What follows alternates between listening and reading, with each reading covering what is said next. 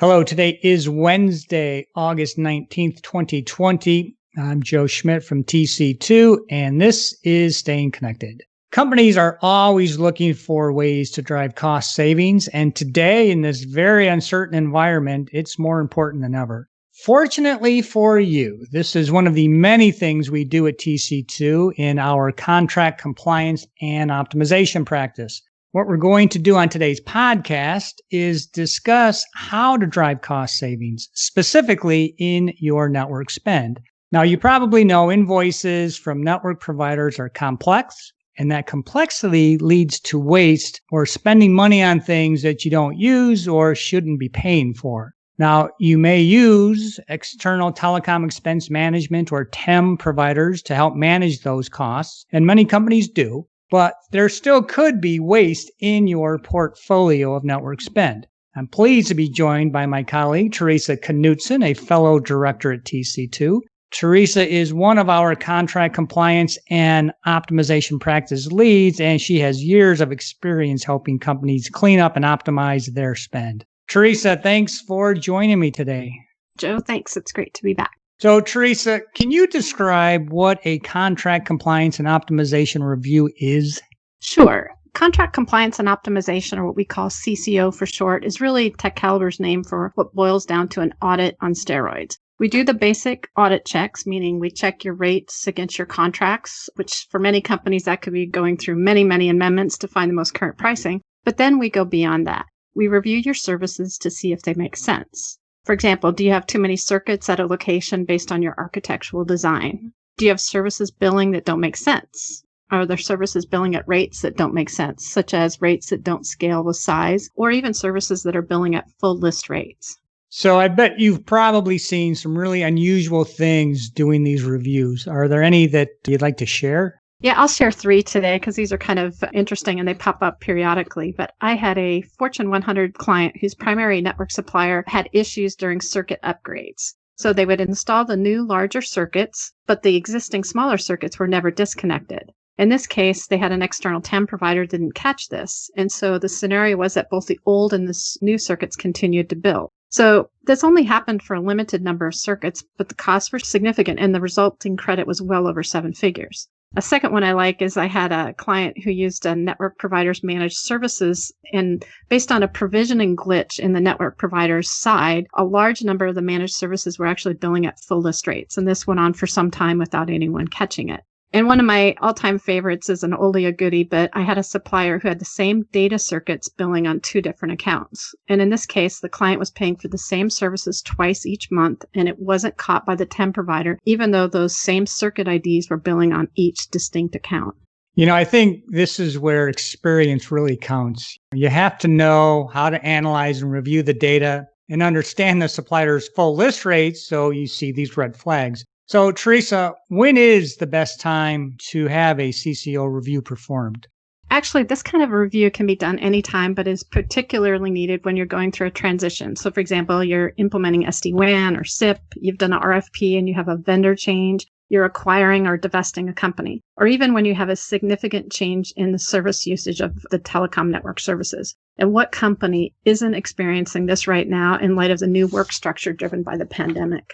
Yeah, this COVID-19 pandemic has dramatically shifted where and how employees work and how they access their corporate networks. Employees, they're using their mobile services, audio, web, and video conferencing services. And they're even using personal internet services. And those are all replacing some of the volumes that used to be carried by the corporate network.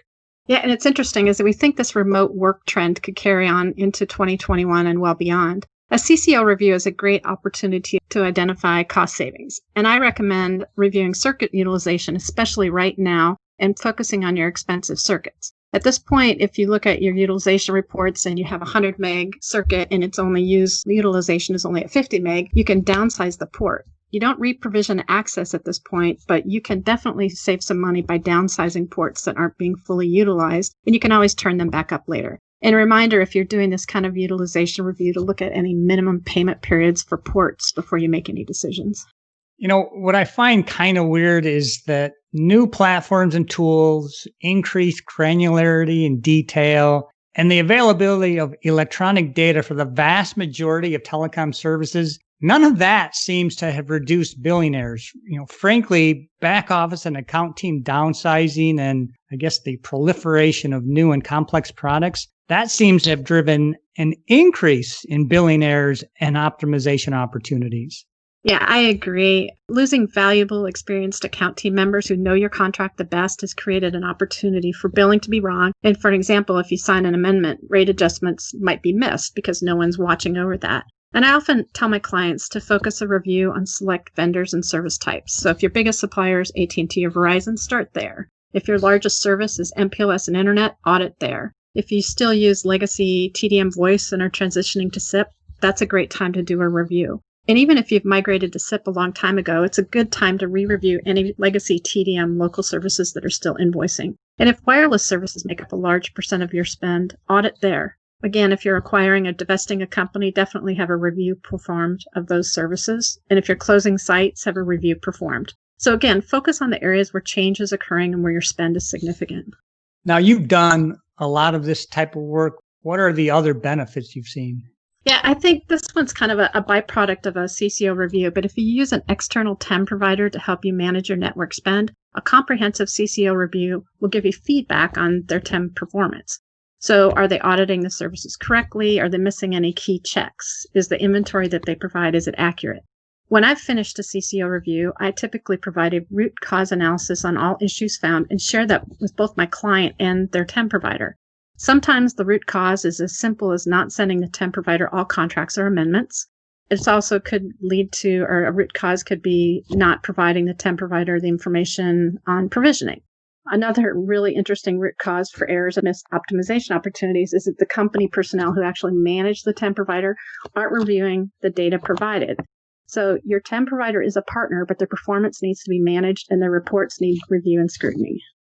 As we talked about on a previous podcast, the regulatory fee structure on U.S. services is at a historical high.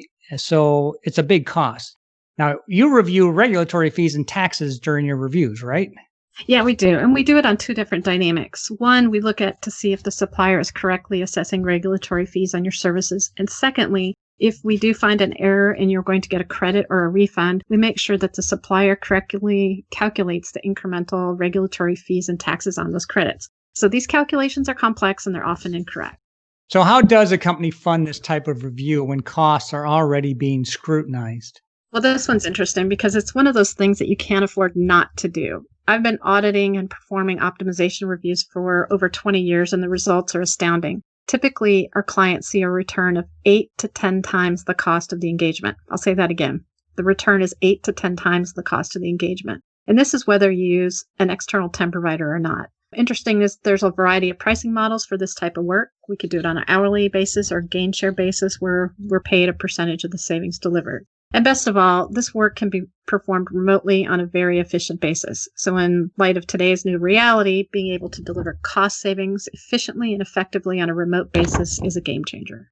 Okay, thanks, Theresa. Now, during these crazy times, it is more critical than ever to conduct regular contract compliance and optimization reviews. This is going to help to keep your telecom suppliers honest and validate they are billing at the rates you negotiated for services that you actually use, and that those services are deployed and utilized in the most efficient and cost-effective manner.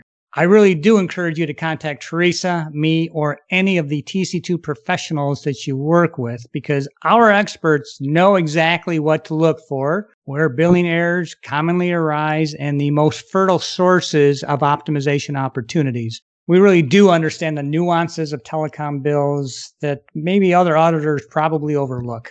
Now, you can also contact us or our LB3 colleagues if you do have other ICT needs. And as always, please check out our new content on our websites. You can follow us on LinkedIn, and please do subscribe to our Staying Connected podcast.